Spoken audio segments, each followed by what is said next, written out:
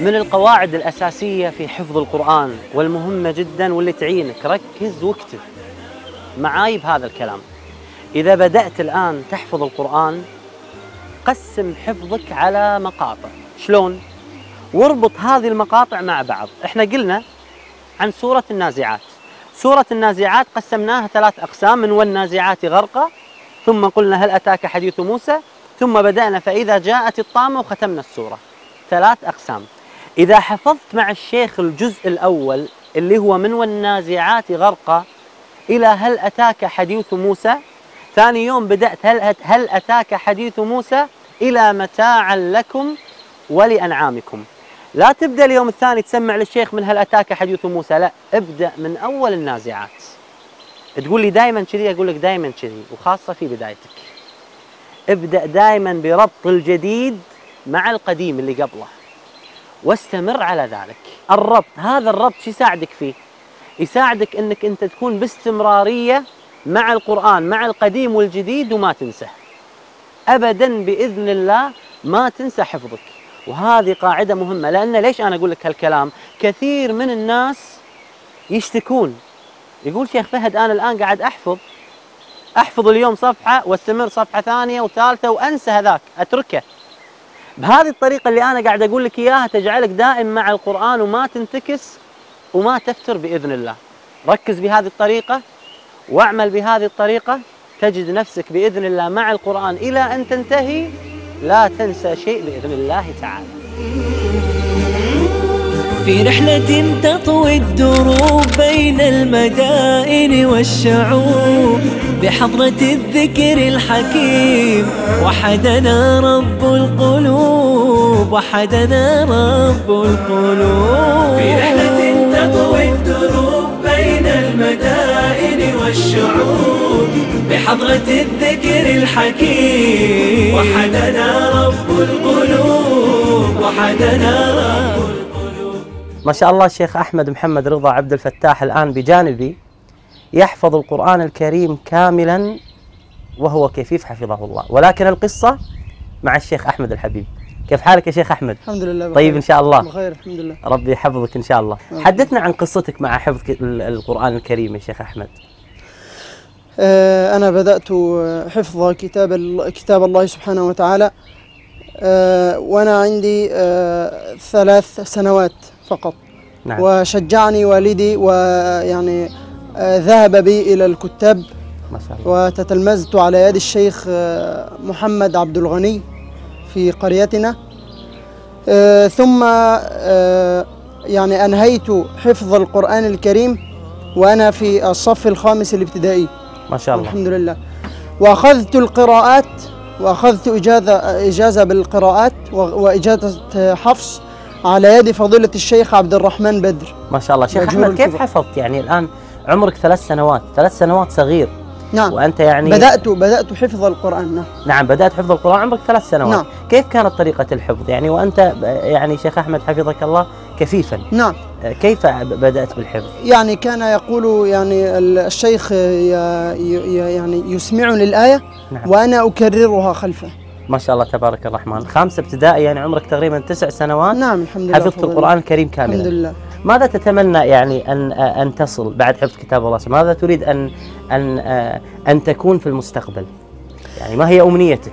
يعني وأنا الآن طالب بكلية أصول الدين جامعة الأزهر.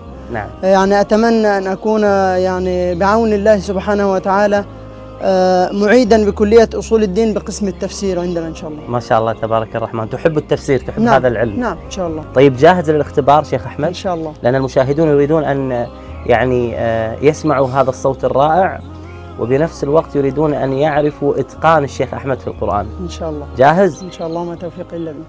الله يبارك فيك. أم حسبتم أن تدخلوا الجنة ولما يأتكم مثل الذين خلوا من قبلكم مستهم البأساء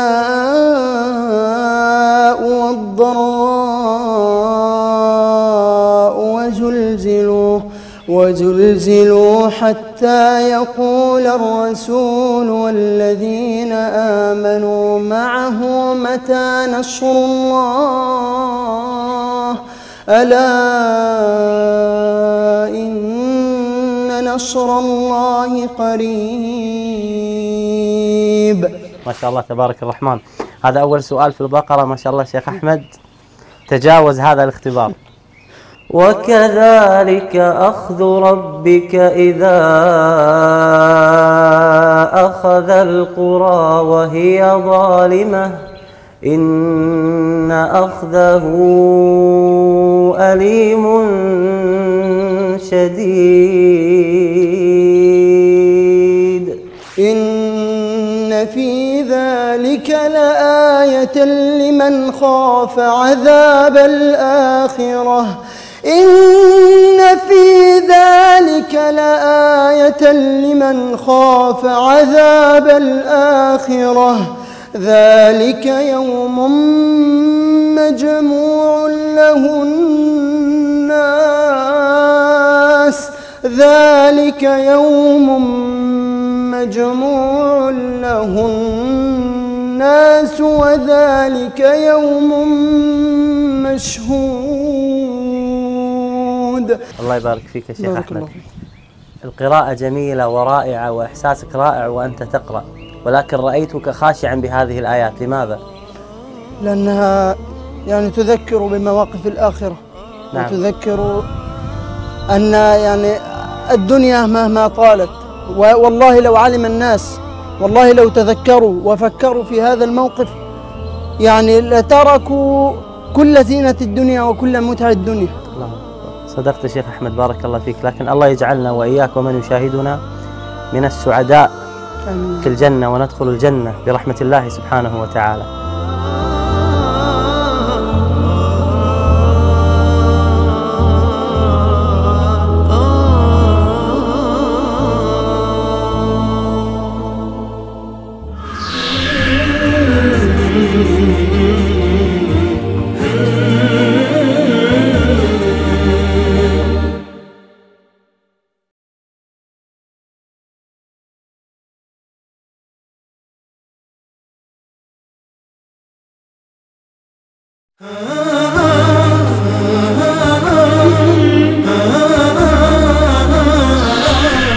في سنة 670 ميلادية دخل الدين الإسلامي إلى المغرب على يد عقبة بن نافع، وإلى هذه السنة استمر هذا الدين الإسلامي قائما في هذه الدولة، دولة المغرب.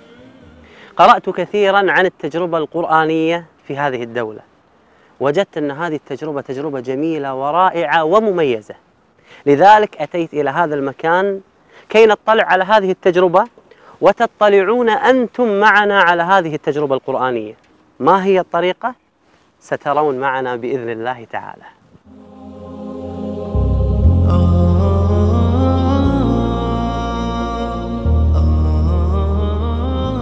ضمن جولتنا في عاصمة المغرب الرباط كانت لنا زيارة لحلقات مسجد الحاج محمود الريفي.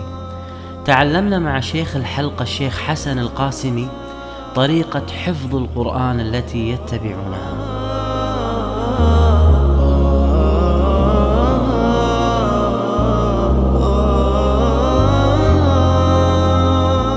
كل المشاهدون أكيد معي رأوا هذه الألواح بنفس السؤال الذي أريد أن أسأله. ما هي هذه الطريقة، طريقة حفظ الألواح، وأنت شيخ هذه الحلقة؟ نعم، كما تعرفون أن المغرب له ميزة وخاصية في قضية تحفيظ القرآن الكريم في الألواح، وهذه طريقة جيدة ويكون الحفظ فيها متينا وقويا. عندما طريقة الكتابة ثم الإملاء ثم الحفظ ثانيا ويقرأ مع الشيخ كما رأيتم يعني آنفا، يعني هذه كلها وسائل تساعد الطالب على حفظ القرآن الكريم. شيخنا يعني يأتي هو بالحفظ الجديد عندما يريد حفظ، يكتبه في البيت ولا يكتبه أمامك؟ لا، يكتبه أمام الشيخ. نعم. يملي عليه الشيخ. نعم، ويكتبه هو. إذن هنا هذه طريقة للحفظ. يعني إخواننا اللي يتابعونا يشوفون هذه الطريقة في الحفظ ليست طريقة سهلة. هي طريقة بدايتها كيف يكتب، عندما يكتب على الألواح، ثم يأتي إلى الشيخ، ثم يسمع منه، يتلقن منه القراءة، ثم يكتب هذه القراءة فيحفظها ثم يقرأها. طريقة شاقة، ولكن من أجل إيش؟ من أجل حفظ كتاب الله سبحانه وتعالى. أنا بصراحة أتمنى يعني أمام أخواننا اللي يتابعونا أن نرى طريقة كتابة. إذا تستطيع أن ترينا مثلا تشرح لنا بطريقة كيف يكتبون وكيف طريقة الكتابة إذا استطعت شيخنا. كما ترون أن الطالب الآن أمامي قبل أن يصبح اللوح هكذا في بداية يكون مكتوبا كما ترون، ويحفظه الطالب ثم يذهب إلى مكان مخصص ويمحو به. إذا أراد هو يكتب المقرر الذي عليه، المقرر وهو مقرر غالبا ما يكون ثمن حزب في اليوم. استطيع ان اقول ان يكون صفحه ونصف، يعني هو الثمن نصف الربع عندنا في المصحف. هو نصف الربع تقريبا، مثل ما قال الشيخ، الثمن هو صفحه الى صفحه ونصف من القران. نعم، هذا هو المقرر اليومي بالنسبه لكل طالب. اذا اراد ان يمحو يذهب الى مكان مقرر ويمحو. نعم. نستعمل فيه الصلصال. نعم. الصلصال ويمحو بيده. في هذه الفتره بين ان يمحو الطالب اللوح ثم يجفف لوحه إلى أن يصبح ناضجا كما ترون، يراجع المحفوظ الذي يعني استظهره سابقا. نسميه نحن في المغرب بالحزب الجديد. نعم. يسمى الحزب الجديد، تراجع الحزب الجديد. نعم. حينها بين هذه الفترة تستغرق حوالي 10 دقائق. نعم. يكون اللوح أصبح يعني مهيئ للكتابة. أعوذ بالله من الشيطان الرجيم. بسم الله الرحمن الرحيم. ألف لام ميم. ذلك الكتاب لا ريب فيه هدى للمتقين الذين يؤمنون بالغيب ويقيمون الصلاة ومما رزقناهم ينفقون.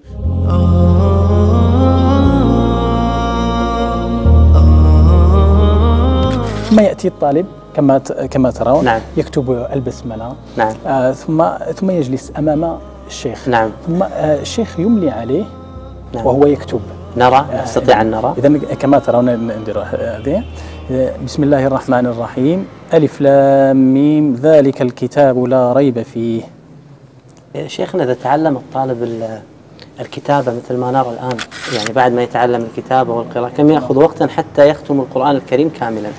هنا حسب طاقة الطالب.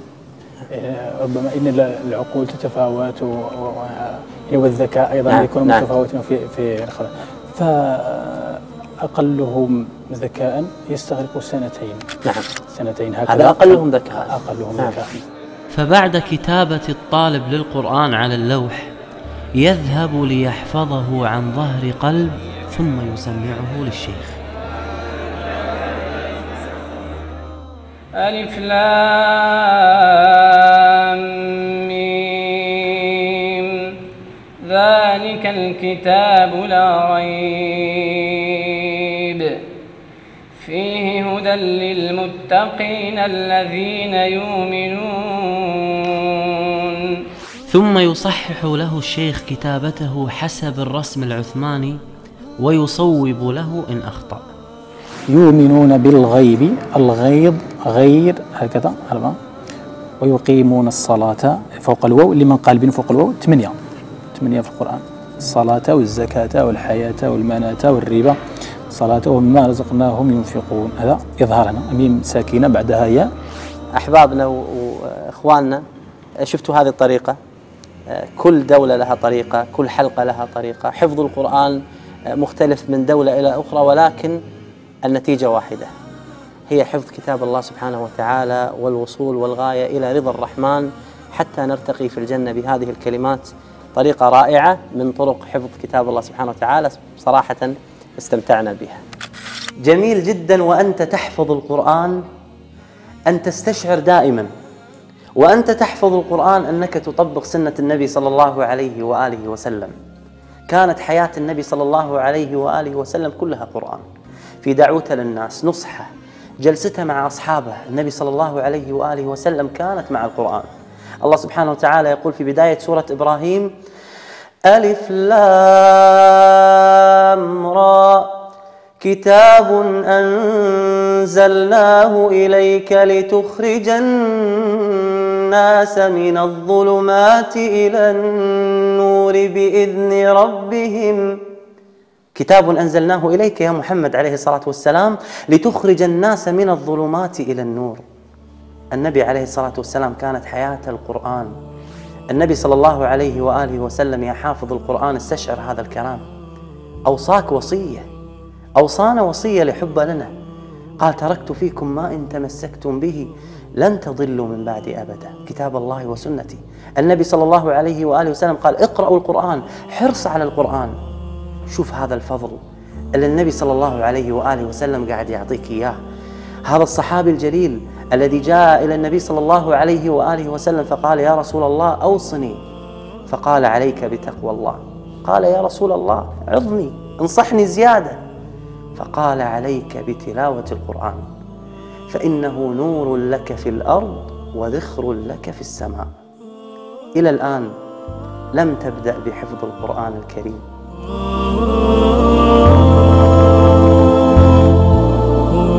في رحلة تطوي الدروب